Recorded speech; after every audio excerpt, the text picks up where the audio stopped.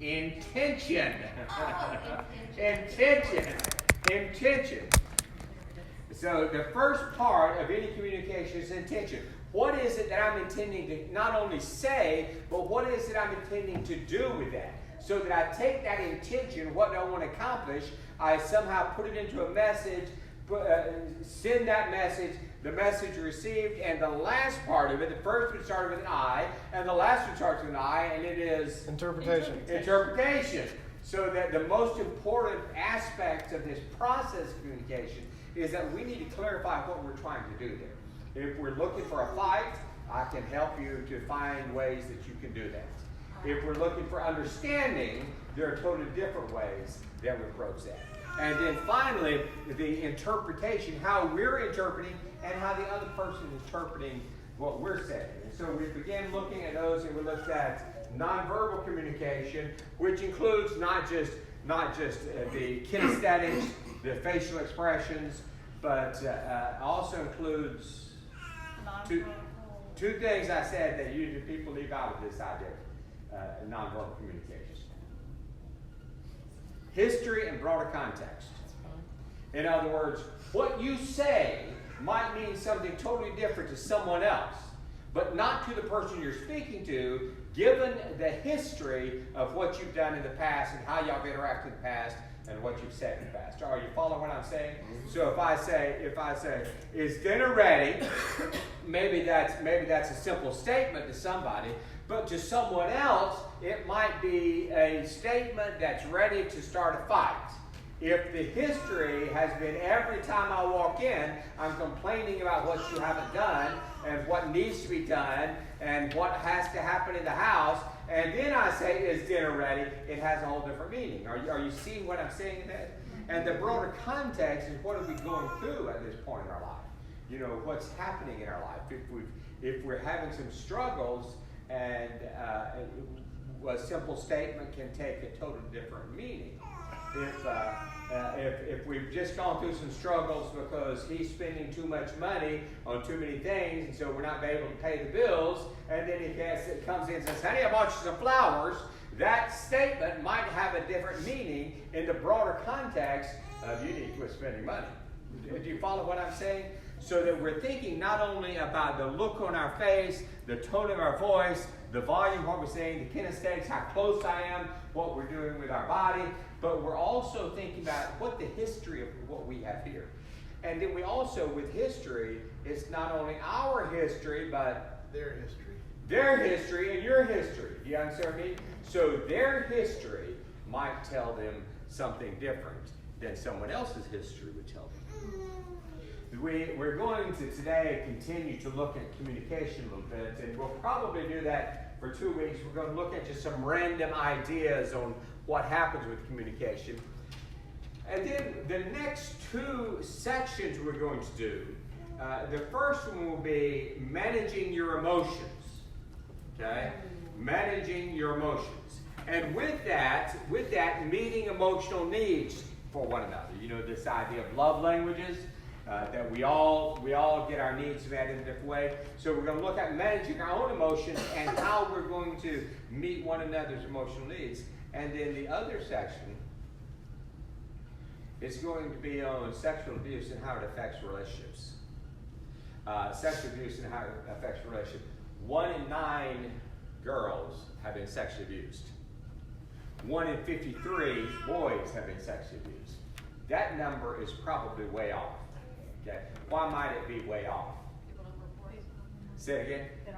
They don't report it. They don't report it. And the reality of it is that some people don't even see it as that. Do you understand what I mean? And yet it has a profound impact on relationships. And so on that one, we will be streaming to YouTube, through YouTube as well as through Facebook. And on that one, we want to make sure people know in advance what we're looking at there. But that's going to be a very, very, I think, meaningful and helpful section on that. Okay, and if that frightens you, that's okay, because fear sometimes gets us a little more excited about life, doesn't it? James chapter 1. Let me lay a scriptural foundation like I try to do each time. James chapter 1 and verse 19. My dear brothers and sisters, take note of this. You have a pen? Yes. Yeah, underline that. Take note of this. Everyone should be quick to listen and slow to speak and slow to become angry. And those kind of flow from one another, right? If we're quick to listen, then we're probably not going to speak too fast. And if we don't speak too fast, we'll probably start dealing with some of the anger for us that comes off our tongue, right? So James says, let it be quick to listen and slow to speak. Someone said to me in the office the other day, not a client, a staff member said to me, came in and apologized for kind of rambling on about things and said, I just speak without even thinking. And I thought, isn't that how most of us are? We're quick to speak without even thinking. And he says, be quick to listen and so to speak. Chapter 2, verse 26 of chapter 1. Those of you who consider yourselves religious and yet do not keep a tight rein on your tongues, deceive yourself. Chapter 2, verse 12.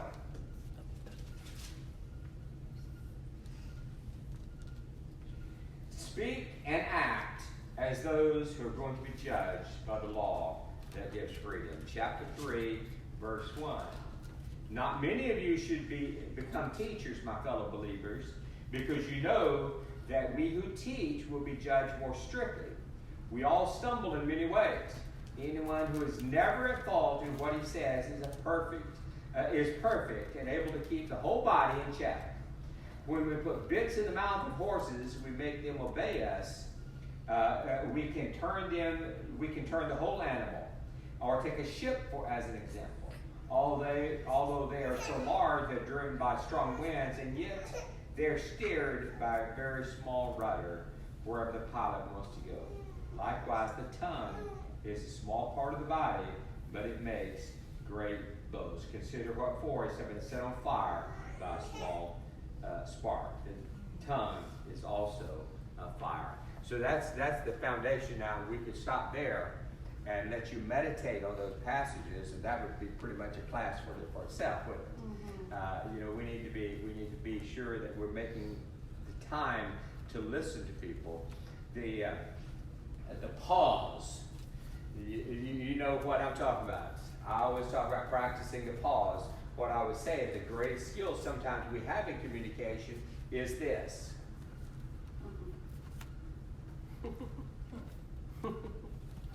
And just keep your mouth shut. Just nod to let them know you hear them. I mean, don't just look off in the distance because they won't know if you're listening or not, and they'll have to come back to something. Just keep nodding and think before you let anything roll off your tongues. There is a song, Angry Words. How many of you know that song? Angry words, oh let them never from the tongue unbridled slip. May the heart's best impulse ever guard them ere they soil the lips. Something like that. But the idea is that we say things, and sticks and stones may break our bones, but words can devastate us. That it is the words that have more effect on our lives than the physical things that happen. I'm not minimizing any physical abuse or any physical things that we might have been through or physical disease. I'm not minimizing any of that, but I am saying that words are what we all struggle with. What someone said or didn't say, how they said it or didn't say it, and that impacts our life more than anything else. If the whole world went silent all of a sudden, I would lose my job because all the problems would be solved. You understand? I mean, all of my psychology practice is based on the idea that we are hurt so much by words, and we hurt people so much by words. So when we're talking about communication and relationships, we're not just talking about one of the tools in a relationship, but we're talking about that lubricant that makes everything else work as it should. And most people have never learned how to communicate. It seems like it's so natural. What age do we begin saying words? 1. Jerry, you've been through this so many times. On the developmental markers, what age do we start saying words? Most kids start some chatter at 1, words. And put the words together? 1.5 to 2. She's just making that up as she goes too. But that sounds about right, doesn't it?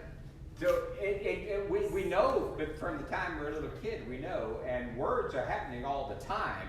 And so we think we know how to communicate with one another. But we need to understand that this is much more difficult sometimes, and it's much more powerful. It is a tremendously powerful tool or weapon that we use in a relationship. That how we communicate either builds that relationship or destroys it. And so we have to kind of understand within ourselves that this doesn't come natural to me. We've got to learn how to talk about it. The purpose of communication. Why do we communicate with one another? What are we doing when we communicate? Tell me some purposes. Express our needs. Who said that? Express needs or wants. Express needs. Okay, what else? Intimacy. Intimacy. What else? Education. Education. Okay. Sometimes we're communicating just to impart information. Oh, I've got a hair appointment at 2. That we just want to impart information. But fundamentally, in relationships, what we're doing when we communicate is we are revealing ourselves and understanding the other person. We're beginning to open ourselves up. We're beginning to let people see who we are, and we're understanding the other person, so that in the process of this communication, what I'm trying to do is to build something. It amazes me.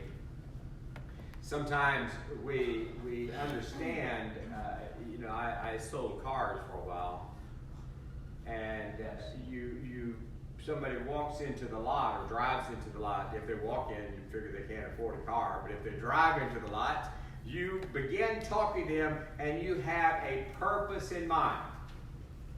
You're not trying to build a friendship, you're not trying to get to know them, you're trying to sell them a car. And if we have that same laser focus on a relationship, what I'm trying to do with the words that I say is to build a relationship that's going to last forever, and that is going to meet my needs and their needs, and that is going to make our lives a joy. In order for our communication to be effective, we first off have to give up our need to be right. Our need to be right. Now, I know you've never felt that need, but you've seen it in your spouse, right? Mine's leaving right now. That need to be right is that sense that we somehow cannot let go of this. It's like a dog with a bone. We just can't let go until everything that we want out of that we've gotten. And so we get into that thing and we keep going and going and going. And the purpose becomes not truth, not reality, not building relationships, but it becomes, I need to be right on this. We see that in politics. We see that in business. That need to be right. Doesn't it drive you crazy when somebody's wrong? You know they're wrong, and after just a few sentences, they know they're wrong. But they can't say they're wrong. They can't let go of that. And so if we're going to have effective communication, we've got to first off give up that sense of we have a right and a need to be right. We're not talking about the idea that when you go into conversation you have to compromise everything you believe, or that you have to acquiesce, or that you have to give up what you want to communicate. We're not saying that it's necessary that you become just yes to everything somebody says, but that we don't need to be right, so that if we are working toward the rightness, it is not because I want to be right, it's because we want to understand this better. Does that make sense? That we want to understand the significance of it. And then secondly, that when we're communicating, we're only expressing our thoughts, our beliefs, our needs, and our perceptions, right? That's all we're doing. We don't have the truth, As a matter of fact, one of the purposes in a relationship of what we're trying to do is to understand more the realities of what goes on. You see, we in communicating, if we are open in our communication, then we see things from a different perspective. And thirdly, when we're talking, we need to talk about us, not the other person. It's I, not you. Do you follow what I mean? So that it's not, you make me so mad, but when you do that, it always makes me feel angry. Help me with that. Not, you should have, but when you didn't do that, I was a little confused because I thought that's what we decided we were going to do. So that we're talking I sentences instead of you sentences. We're talking about what we perceive because that's all I know. Okay? All I know is that I felt mad when that happened. So let me say that. I felt mad when that happened. So help me understand that. Help me work through that. Let's see how we can work this out together. Does that make sense? Instead of what you have done. Because the biggest struggle in interpersonal communications in an intimate relationship is the accusations that we throw out in that communication. It's what you do or what you don't do, and the blame and the criticism that comes with that is what destroys the relationship. When all we know is what we feel. Right. Is that making sense to you? I want this to kind of sink in because this is sort of of the three things we're saying, this is the one that's going to catch you in bad situations at times that we're going to have more difficulty keeping it with what I perceive. You know, I don't know what you did. I talked about this. We were talking about perceptions, didn't I? I don't know what you did. I only know what I think you did. It seemed to me. And if we think about that, the nonverbal communication that we were talking about a week before last, or last week, or some week, the nonverbal communication. In research, you remember this because I've said this many times to you. In research, if we ask people, are you good at reading nonverbal communication, 90-something% of them will always say they're good at it. Yet when they're put to the test, less than 30% of them get it right. Now, what does that tell you? We go through life thinking that we understand what someone's trying to convey to us, and we don't have a clue. And so it might be helpful to do what? Ask them. I mean, that's not that hard, is it? I'm not sure. Were you upset with me? Are you mad because I didn't or because I did? I'm not sure what you meant by that, or even I know you said it's okay, but I kind of felt the I focus. I kind of felt that maybe you were feeling some tension on it. Is that correct? Do you understand what I mean? Because you remember this, we judge other people's motives by their actions, but we judge our actions by our motives. And if we flip that thing over so that we're saying, I'm not going to judge your motives in this, all I'm going to do is tell you what I feel or what it makes me feel in the situation even, and I'm going to ask you what you meant by that. I've told you the examples of Johnny in nonverbal communication when he was a boy. And sometimes I'd talk to him and he would just seem so uninvolved, didn't care what I was saying. And I'm reading that as disrespect when all the time it was just kind of being intimidated by the situation and by my size and the tone of my voice and the look on my face. So I'm judging one thing when it's actually another thing. And we've probably done that to each other, haven't we? And something that isn't that helpful is if it looks like someone's mad and we say, Amen. Why are you mad? Or are you mad? No. If they're mad, they're not going to give you a straight answer. If they're not mad, you're probably going to make them mad. Do you understand what I'm saying? That if we bring it back to I, when you said that, I felt like I wasn't sure if you were feeling tense or whatever. And if we try to use non-inflammatory words, you know, you're angry, you're mean, you're bad. If we get away from those words, I mean, you know, I felt you were a little tense with that, and then that gives them the freedom to say, well, yes, I am. I'm a little bit upset with that. Okay, and now you have a conversation going instead of a fight, so that when we're talking to one another, we're not blaming them, we're not judging them, we're not criticizing them. We're only expressing our feelings, our perceptions, and our thoughts on it, so that we're trying to somehow help them to know us. Now let me throw something in, and then I'm going to finish that thought. Be gracious. Be gracious always in conversations. Be gracious because this is a tough life that we live. Be gracious because every single person we interact has their list of things that have happened wrong that day, that week, that month, that year, that lifetime, and they're carrying it all with them. And sometimes, if in reading the motive behind what was happening, if we can read it with a little bit of grace, sometimes it'll make all the difference in the world. Because don't we all need that? Mm-hmm.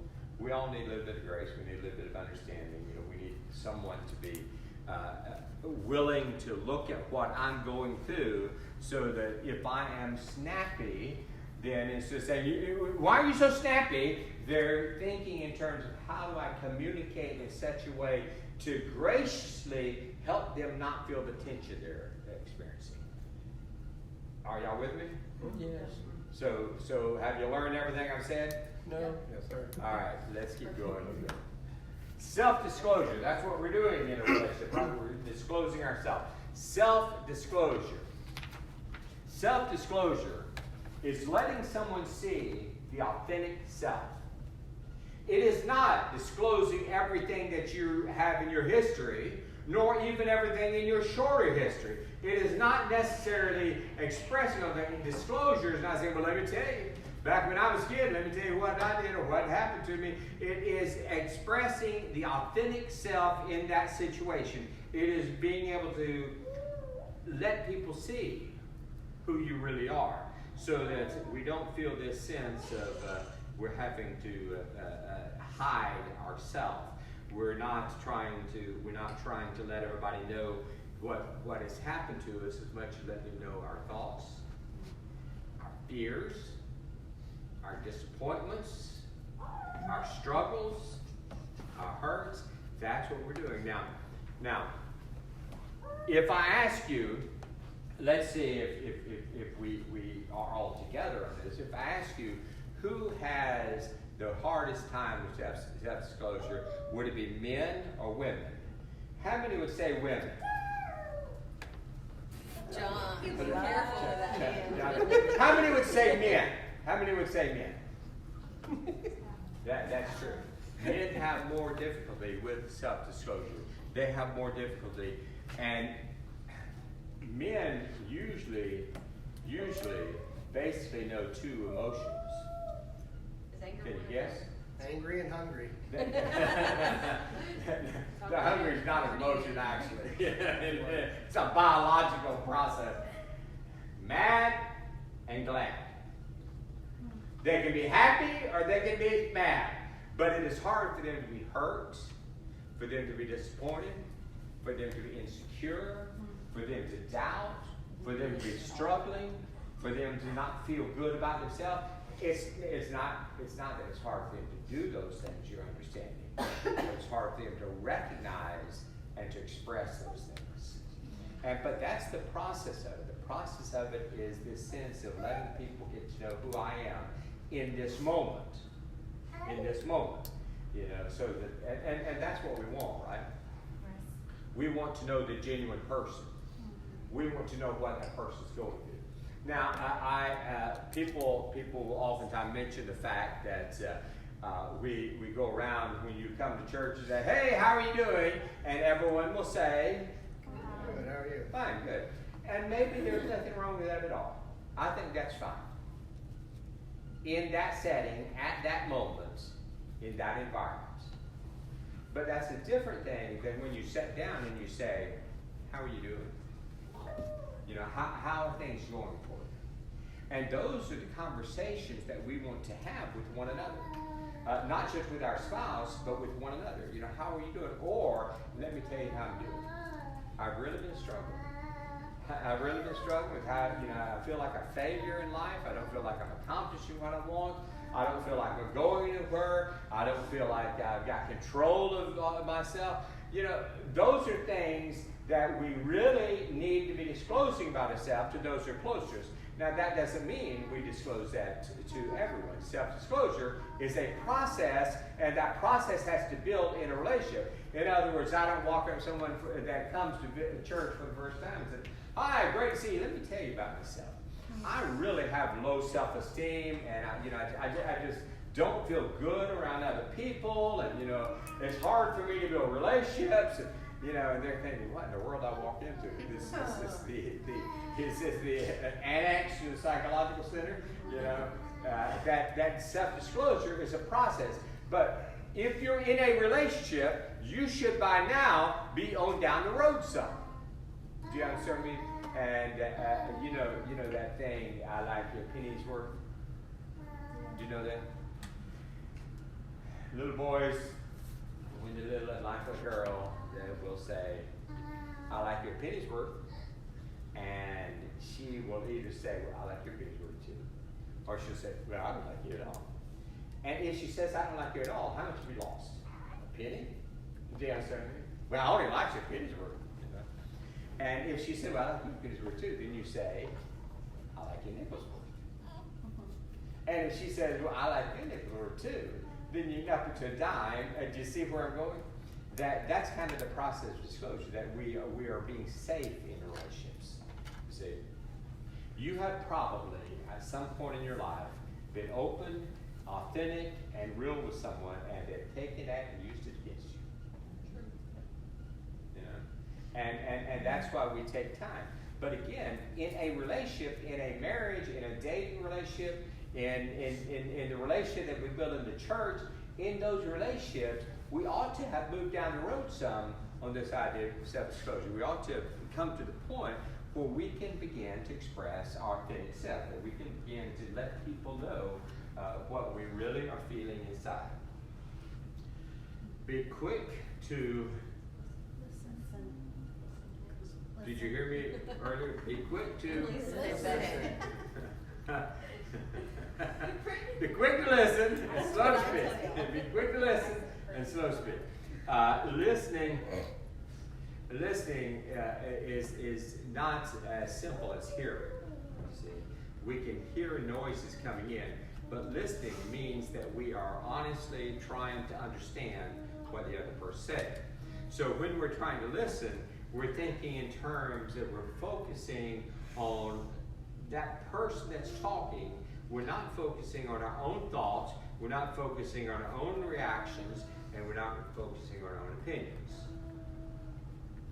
Now, if you can tell me that that's how you approach a conversation all the time, then I will sit down and you can take over, because I certainly can't do that myself. But do you understand what I'm saying? That's the objective that we're working for repeatedly. We're trying to understand what you're saying, not to judge what you're saying. We're not even trying to react to what you're saying. We're not ready to react to what you're saying until we have thoroughly listened to what you're saying.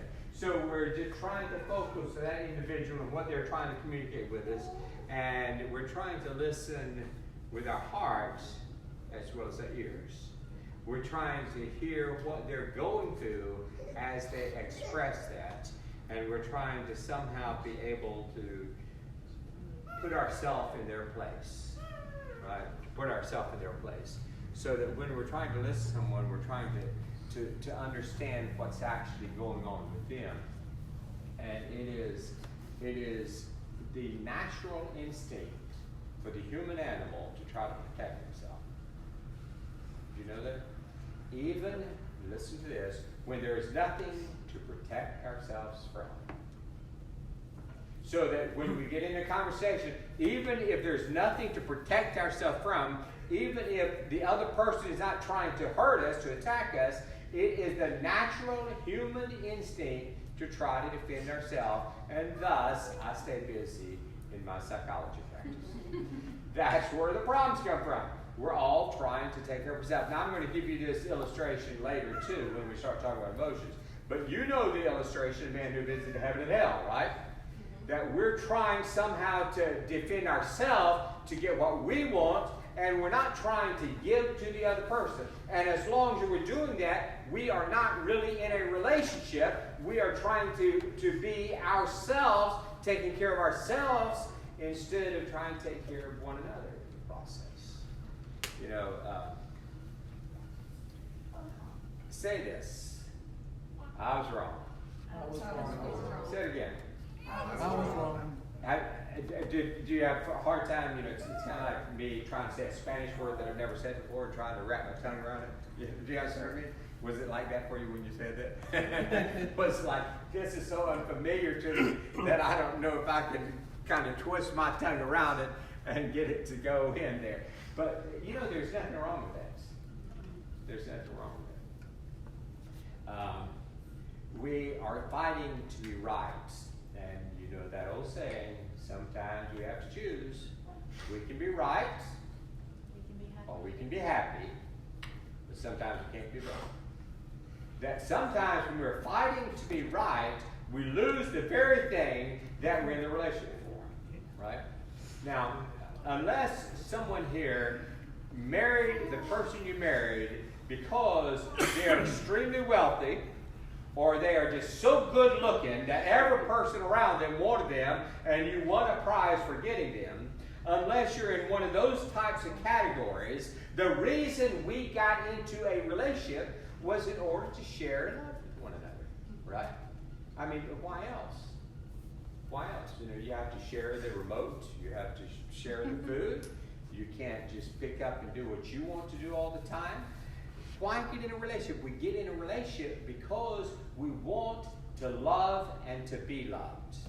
And yet, when we're fighting to defend ourselves, to be right in a situation, we are destroying the very thing that we got in the relationship for. See? And if we start thinking a little more practically, as far as if I want good things to happen, I've got to communicate in good ways, it becomes a whole lot easier. When we want to listen, we want to tend. That means focus. Let the person know we're focusing. We want to, as we're going, give short feedback. I see. Okay.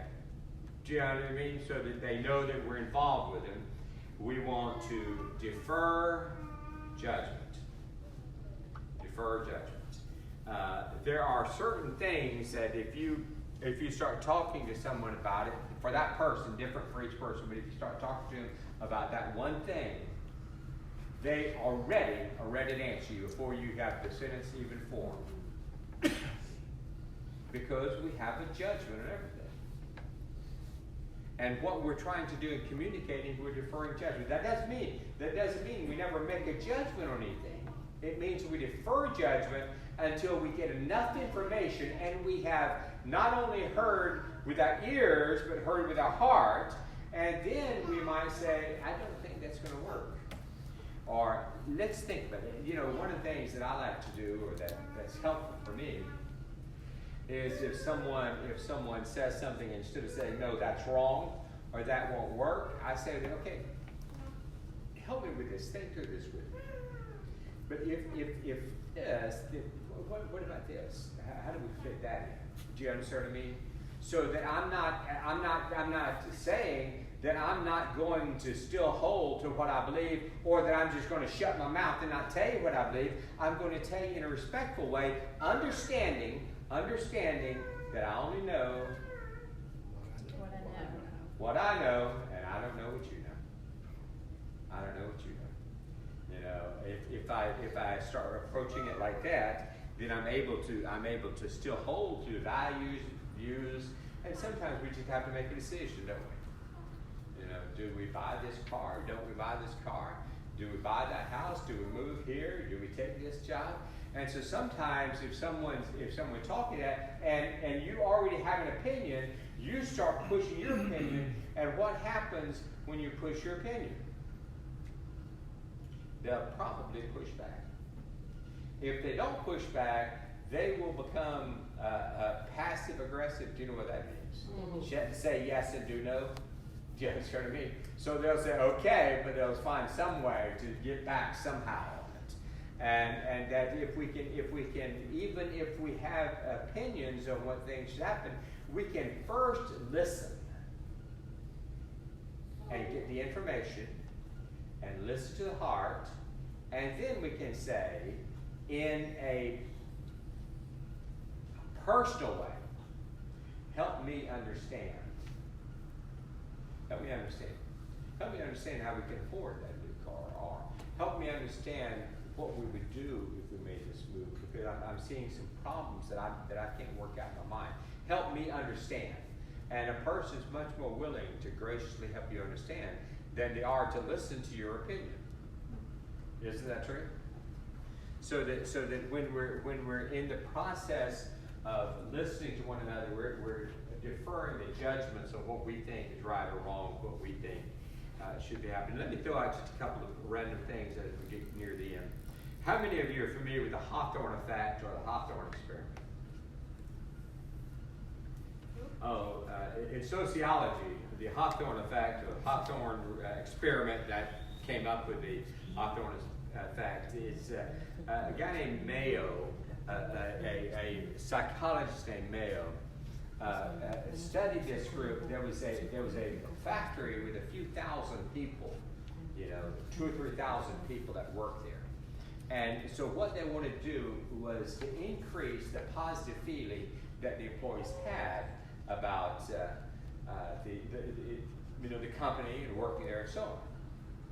And so Mayo and his team go in and they take a group of people and they divide them in half. Okay, divide them in half. Now in this half, in their work setting, they do all sorts of things. They give them better lighting. They give them longer breaks. They give them, all sorts of little benefits in it, and so on and so forth. Over here, they're watching them and they're interacting with them all the time in the same way, but they're not giving them anything new. And they even take away some things. And the interesting thing about the Hawthorne effect was that both groups increased their productivity, increased their job satisfaction. Are you with me? So they look at this thing and say, everybody's increased their job satisfaction. Let's start taking more things away from them, and so that we can find out one thing that made this job satisfaction. And every time they took something else away, what happened? Job satisfaction and productivity increased. And what they discovered, the Hawthorne effect, is when you give people attention, even if you're not doing anything significant in the process, when you're giving people attention, they tend to respond in a much more positive way. Perception oftentimes is reality. Not oftentimes underlying that, because I certainly don't mean always. But if you say, or excuse me, let me take it the other way. If he says or she says to you, I'm not sure if you love me, and you go back and forth with that. Why would you say that? I cook your meals, I wash your clothes, I do all these things for you. Why would you say I don't? And and you can go back and forth with that. When sometimes what you have to understand is that it's not just the action, but it is a perception of caring instead of just the thing that you do. You understand what I mean? So if you're saying, I don't feel like you care about me because I come home and dinner's never ready. Now, you might want to work on when you're going to plan out dinner and all that, if that's important.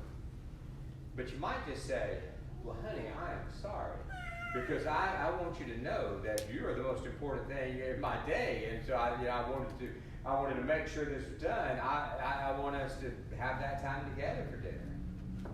That Hawthorne effect says that if you give them the attention on it, it will increase the positive feelings that person has. Does that make any sense to you? Can you see it in the interactions that you might have with people? That sometimes, here's a classic. He's not affectionate. Tell me what you mean. Well, we sit down to watch TV. I mean, he's sitting on his side, I'm sitting on my side. We walk in the store, he never takes my hand. He's just not affectionate at all. And she continues to give things, and I turn to him and I say, tell me about that. And he says, if I were as affectionate as she wants me to be, I mean, that would be all that I did all day long. There's just an empty pit there. You can't give her enough of it. And all she needed to know was that he loved her. Do you understand what I mean? So whether and some people, as Jerry would say, have a little bit of spurgers. Have a little bit of spurgers, and they don't want all this hugging, they don't want all this touching, they don't want all these things going on. And some people, I was kidding about the Asperger's, but some people just aren't that physically affectionate. You know what I mean? But it's not that makes a difference. Now, we do need to show affection. But affection above, if you hold hands, well, grab your own hand, hold your own hand. No big deal, is it? Huh? Why do you want to hold their hand? Somebody else might hold your hand. Why do you want to hold their hand? Because you want to know that you are special to them, that they love you, that they want to be with you, and that this walking into Belk is actually a time together and not just going shopping. Amen. You understand what I mean? And so that if you don't like to hold hands, if you have sweaty hands, or if she has sweaty hands, don't tell her.